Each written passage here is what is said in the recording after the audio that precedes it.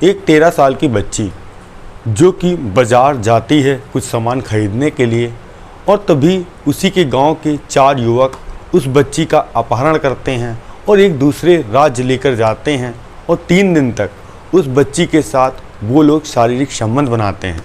जब उन लोगों का मन भर जाता है तब उसको थाने के बाहर छोड़कर वो लोग भाग जाते हैं, और फिर वह 13 साल की बेटी जब थाने के अंदर पहुंचती है और अपनी आप बीती बताती है कि उसके साथ रेप हुआ है, और जैसे ही पुलिस वाले यह वाक़या सुनते हैं वह हैरान और परेशान हो जाते हैं और तुरंत फिर उस बच्ची को लेकर थानाध्यक्ष के पास जाते हैं, और वह बच्ची वही पूरी घटना थानाध्यक्ष को बताती है। जिसके बाद अब थानाध्यक्ष को उन अपराधियों के खिलाफ मुकदमा दर्ज करके उनको पकड़ने का था, मगर उस थानाध्यक्ष ने ऐसा नहीं किया। उसने भी उस बच्ची के साथ रेप किया और फिर उस बच्ची ने एक ऐसा कदम उठाया जिसके बाद वह थानाध्यक्ष जेल के अंदर चला गया और पूरा का पूरा थाना सस्पेंड हो गया।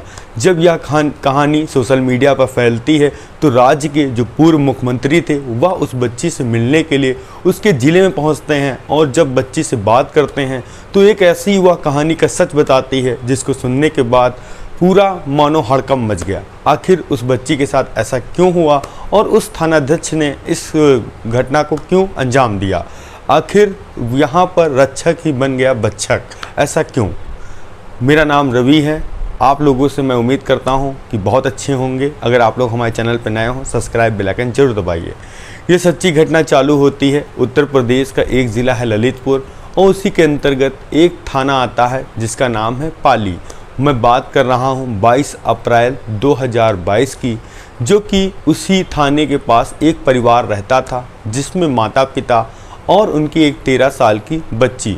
माता पिता छोटा मोटा काम करते थे और जो उनकी 13 साल की बच्ची थी वह स्कूल जाती, स्कूल के आने के बाद अपना काम काज करती, और 22 तारीख की शाम करीब 4 बजे तभी बच्ची कहती है कि माँ मैं बाज़ार जा रही हूँ, घर का कुछ सामान लाना है, मुझे पैसे दे दो, मैं ले आऊँगी। माँ कहती ठीक है, शाम होने से पहले ही तुम घर आ जाना। अब बच्ची निकलती है घर से मार्केट बाज़ार की ओर, और तभी देखती है कि 2 गाड़ियों में 4 व्यक्ति बैठे उस लड़की का पीछा कर रहे हैं। वह लड़की अपने कदम बढ़ाती है, तभी एक युवक आता है, कहता है तुम मेरी गाड़ी में बैठ जाओ, मैं तुमको बाज़ार तक छोड़ दूँगा। पहले तो वह बच्ची मना करती है क्योंकि वो युवक उसी गांव के थे, तो उसको थोड़ा भरोसा भी था कि मैं पैदल जा रही हूँ, अगर मैं गाड़ी में इन लोग के साथ बैठ जाऊँगी थोड़ा जल्दी चली जाऊँगी।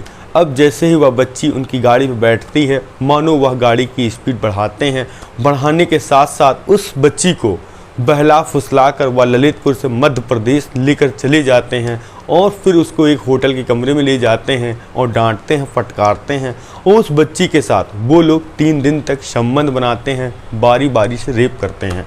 जब उन सभी का मन भर गया तब वह फिर से उस बच्ची को गाड़ी पर बैठालते हैं।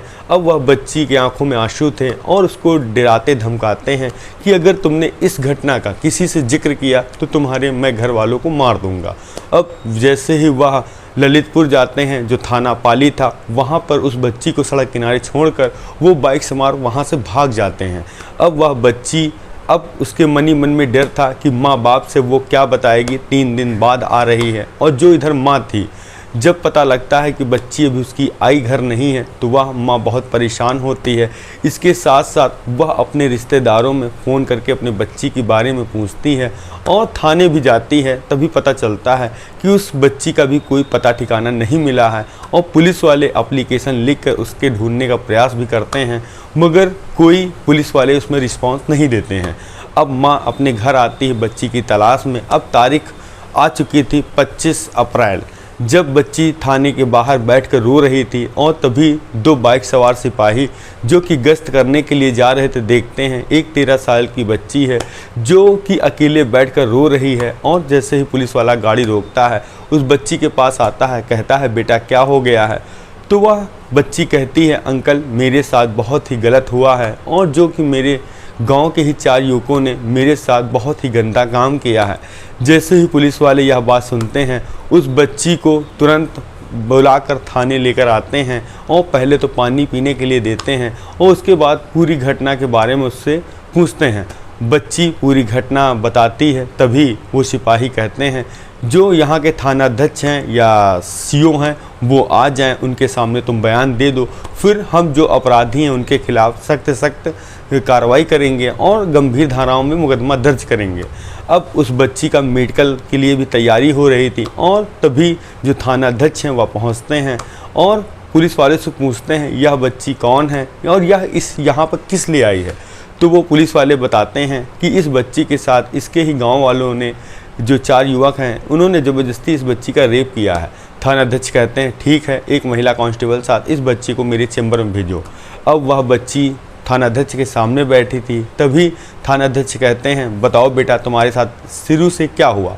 जो वहाँ के थानाध्यक्ष थे उनका नाम था तिलकधारी सरोज, और अब उनके सामने बच्ची वह बयान दे रही थी। बयान देते देते वह रोने लगती है। तभी जो वहाँ की महिला कांस्टेबल थी, थानाध्यक्ष कहते हैं तुम बाहर बैठो जाके, बच्ची हमको लगता है डर रही है, वह अकेले मुझे जवाब और सवाल करेगी। अब वह बताती है, बयान देती है और तभी थानाध्यक्ष उसके पास बढ़ते हैं और उसकी शरीर को टच करने का प्रयास करते हैं। और जब वह बच्ची विरोध करती है तो थानाध्यक्ष उसको डांटते हैं, फटकारते हैं, कहते हैं कि जैसा जैसा तुम्हारे साथ हुआ है यहाँ भी मुझे वैसा वैसा करके दिखाओ। अब बच्ची रो रही थी। वह दरोगा जो थानाध्यक्ष था उस बच्ची को तरस भी नहीं खाता है और उसके साथ वह शारीरिक संबंध बनाता है। बनाने के साथ साथ उस बच्ची को धमकी भी देता है कि तुमने इस बारे में किसी को जानकारी दी तो तुम्हारे माँ बाप को मैं जेल भेज दूंगा। अब बच्ची का वहाँ बुरा हाल था, रो रो कर। और जब इधर पुलिस वाले ये सोच रहे थे कि बच्ची क्या पता अपनी घटना को याद करके रो रही हो, मगर पुलिस वालों को भी ये नहीं पता था कि अंदर जो थानाध्यक्ष उसकी फरियाद सुनने के लिए भेजा गया था और वही उसके साथ दरिंदगी कर रहे हैं, मानो ऐसा क्या आप कहें दूसरी जगह।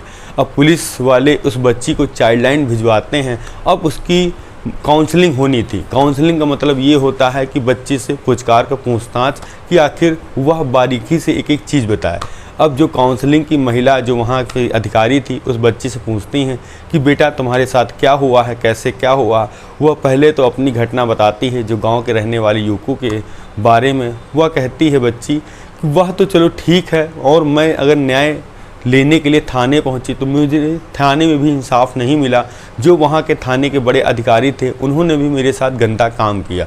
जैसे ही यह बात वहाँ की जो चाइल्ड लाइन की अधिकारी महिला थी वह सुनती हैं, वह भी हैरान और परेशान कि यह बच्ची ऐसा क्यों बोल रही है। तो वह कहती है आंटी मैं बिल्कुल सही बोल रही हूँ और मैं आपसे झूठ क्यों बोलूँगी।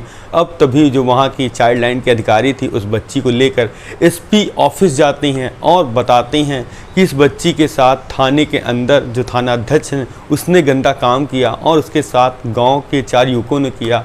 अब यह बच्ची कहाँ जाए, किसके पास जाए, अब न्याय की गुहार कैसे लगाए।